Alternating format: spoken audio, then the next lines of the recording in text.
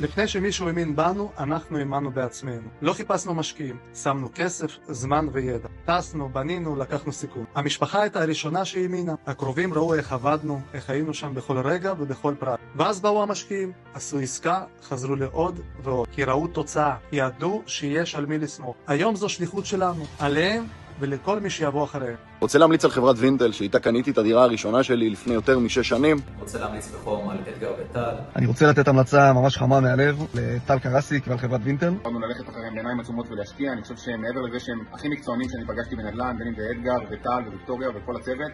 הם הכי מקצוענים שיש, ראיתי בעיניים, סגרתי 2 דירות. גם הבנתי הכל, כי דיברו איתי בשפה הכי ברורה, הכי פשוטה. כל פעם שאנחנו רק פוגשים אותם, רק מותחים לך את הראש, לקנות עוד, לעשות עוד, לייצר עוד, זה כמו משפחה פה מרגיש, באמת אני אומר לכם ברמה הכי גבוהה, ואתם נמצאים, מי שרואה את הסיפור הזה, צריך להבין שהוא נמצא באמת בידיים הכי מקצועיות והכי טובות שיש.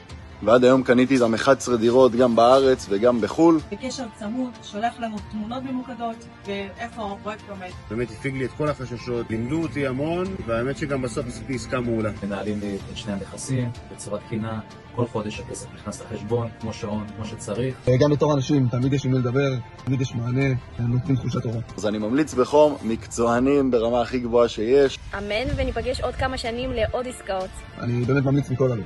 ממליץ בחום.